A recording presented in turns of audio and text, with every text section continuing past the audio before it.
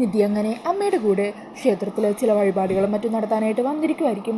ഈ സമയം അമ്മ പ്രസാദം വാങ്ങിച്ചിട്ട് വരാമെന്ന് പറഞ്ഞ് അവിടെ നിന്നും പോകുവാണ്. അന്നേരം നിധിയാണെങ്കിൽ അവിടെ പ്രദക്ഷിണമൊക്കെ വെക്കുന്നുണ്ട് കേട്ടോ. ഈ സമയം മിഥുൻ ഏർപ്പാടാക്കിയ ഗുണ്ടകൾ നിധിയുടെ പിന്നാലെ തന്നെ ഫോളോ ചെയ്ത് പോകുന്നുണ്ട്. ഈ സമയം സംശയം തോന്നുന്ന നിധി അവർ തിരിഞ്ഞു നോക്കുവാണ്. അന്നേരം അവർ വേറെ ഭാഗത്തേക്ക് മാറി നിൽക്കുവാണ് കേട്ടോ. അങ്ങനെ നിധി ദേവീൻ്റെ അവിടെ പ്രാർത്ഥിക്കാനായിട്ട് വരുമായിരിക്കും. ഈ സമയം മിഥുനും കൂട്ടാളികളും കൂടി അവിടെ എത്തുന്നുണ്ട്. അങ്ങനെ മിഥുൻ സിറിഞ്ചിൽ ബോധം കെടുത്താനുള്ള മരുന്നൊക്കെ നിറച്ചിട്ട് പതിയെ പതിയെ നിധിയുടെ ബാക്കിൽ വന്ന് നിൽക്കുവാണ്. എന്നിട്ട് നിധിയുടെ വാപത്തി കയ്യിലേക്ക് ആ ഒരു മരുന്ന് ഇഞ്ചെക്ട് ചെയ്യുവാണ് കേട്ടോ. അത് ഇഞ്ചെക്ട് ചെയ്യുന്നതും നിധിയുടെ ബോധം പോകുവാണ്. അങ്ങനെ ബോധം പോയ നിധിയെ കൈകളിൽ കോരിയെടുത്തോണ്ട് മിഥുനും കൂട്ടാളികളും കൂടി കാറിൽ കയറിയിരിക്കുവാണ്. ഈ സമയം തന്നെ അമ്മ തിരികെ വന്ന് നിധീനെ അവിടെയെല്ലാം അന്വേഷിക്കുന്നുണ്ടാകും കേട്ടോ. അങ്ങനെ അമ്മ മിഥുനൊക്കെ ഇരിക്കുന്ന ആ കാറിൻ്റെ അവിടെ എത്തുമ്പോൾ അവരെല്ലാവരും അതിൻ്റെ ഉള്ളിലേക്ക് ഇങ്ങനെ മറഞ്ഞിരിക്കുവാണ്. ഈ സമയം അമ്മ അവിടെയെല്ലാം അന്വേഷിച്ച് നടക്കുന്നുണ്ട് കേട്ടോ. ഇതേ സമയം തന്നെ നിധിയുടെ കയ്യിലിരിക്കുന്ന ആ ഫോൺ മേടിച്ച് അതിലെ ലൈവ് ലൊക്കേഷൻ ഓണാക്കിയിട്ട് അതൊരു മറ്റൊരു വണ്ടി കൊണ്ടുപോയി ഇടുന്നുണ്ട്. എന്നിട്ട് മിഥുൻ അവരോട് വണ്ടി എടുക്കാൻ പറയുവാണ്. ഇതേ സമയം നിധിയെ അമ്പലത്തിലെല്ലാം അന്വേഷിച്ച് നടക്കുവാണ് അമ്മ. അങ്ങനെ അവിടെയൊന്നും നിധി ഇല്ലെന്ന് മനസ്സിലാക്കി നിധിയുടെ ഫോണിലേക്ക് കുറേ തവണ വിളിക്കുന്നുണ്ട്. എന്നാൽ ഇതേ സമയം ആ ഒരു ഫോൺ സൈലൻ്റ് ആക്കിയായിരിക്കും മറ്റൊരു കാറിൽ ഇട്ടിട്ടുണ്ടാവുക. ആ കാറാണെങ്കിൽ ഇങ്ങനെ മൂവ് ചെയ്തുകൊണ്ടിരിക്കുന്നുണ്ട്. പിന്നീട് കാണിക്കുന്നത് നിധിയെ തിരികെ വീട്ടിലേക്ക് കൂട്ടിക്കൊണ്ടുപോകാനായിട്ട് ഗൗതം നിധിയുടെ വീട്ടിലെത്തുന്നതാണ്. അങ്ങനെ ഗൗതത്തിനെ രേണുകയും നിധിയുടെ വല്യച്ഛനും ആ അമ്മാവനും ചേർന്ന് അകത്തേക്കൊക്കെ വിളിച്ചിരുത്തുന്നുണ്ട് കേട്ടോ. ഈ സമയം നിധിയെ കാണാത്ത ടെൻഷനിൽ അമ്മ ഏട്ടനെ ഫോൺ ചെയ്യുവാണ്. നിധിയെ കാണാനില്ലേ എന്ന് ഏട്ടൻ ഇങ്ങനെ ടെൻഷനോട് കൂടി ചോദിക്കുന്നത് അവിടെ ഇരിക്കുന്ന ഗൗതം കേൾക്കുവാണ്. ഗൗതം ചോദിക്കണേ, എന്താ നിധിക്ക് പറ്റിയത്? അങ്ങനെ പറഞ്ഞ ഗൗതം ഫോൺ മേടിച്ച് അമ്മയോട് സംസാരിക്കുവാണ്. അങ്ങനെ കാര്യങ്ങൾ അറിയുന്ന ഗൗതം ഉടനെ തന്നെ അമ്പലത്തിലെത്തുവാണ് കേട്ടോ.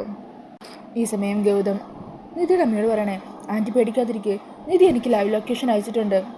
ആ മിഥുൻ അവളെ അപകടപ്പെടുത്താൻ ശ്രമിച്ചു കാണും. അവൾക്ക് ബുദ്ധിയുണ്ട്, അതുകൊണ്ടാണ് ലൈവ് ലൊക്കേഷൻ എനിക്ക് അയച്ചത്. ഇത് വെച്ച് ഞാൻ അവളെ ഉടനെ തന്നെ കണ്ടുപിടിക്കും, അമ്മ പേടിക്കണ്ട. അങ്ങനെ പറഞ്ഞ് ആ ഒരു ഫോണിലെ ലൈവ് ലൊക്കേഷൻ അനുസരിച്ച് മിഥുൻ ആ ഫോൺ ഉപേക്ഷിച്ച കാർ കണ്ടുപിടിക്കുവാണ്. അങ്ങനെ ആ ഒരു കാറിൽ നിന്ന് നിധിയുടെ ഫോൺ കിട്ടുവാണ് കേട്ടോ. അന്നേരം ഗൗതം ഇതെല്ലാവരും ട്രാപ്പായിരുന്നു എന്ന് തിരിച്ചറിയുവാണ്. അതറിയുന്ന ഗൗതമാണെങ്കിൽ ആകെ അങ്ങ് ദേഷ്യത്തിൽ നിൽക്കുമായിരിക്കും. ഈ സമയത്താണ് മിഥുൻ ഗൗതമിനെ ഫോണിൽ വിളിക്കുന്നത്. എന്നിട്ട് കളിയാക്കിക്കൊണ്ട് പറയണേ, എന്താ ഗൗതം, നീ ആ ഫോണിൻ്റെ പിന്നാലെ പോയി പറ്റിക്കപ്പെട്ടു അല്ലേ? എനിക്കറിയാം നീ ആ ലൈവ് ലൊക്കേഷൻ കണ്ട് അതിൻ്റെ പിന്നാലെ പോകുമെന്ന്.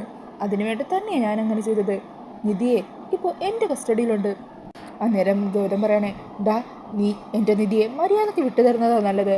അതേക്കുമ്പോൾ ഇത് ചിരിച്ചോണ്ട് പറയണേ, നിൻ്റെ നിധിയോ? അവൾ ഇനി ഏതാനും നിമിഷങ്ങൾക്കുള്ളിൽ എൻ്റെ നിധിയാകും. അവളുടെ കഴുത്തിൽ നിന്ന് നീ കെട്ടിയ താലിയാൻ പൊട്ടിച്ചെറിയും. എന്നിട്ട് എൻ്റെ കൈകൊണ്ട് ഞാൻ അവളുടെ കഴുത്തിൽ താലി കെട്ടും.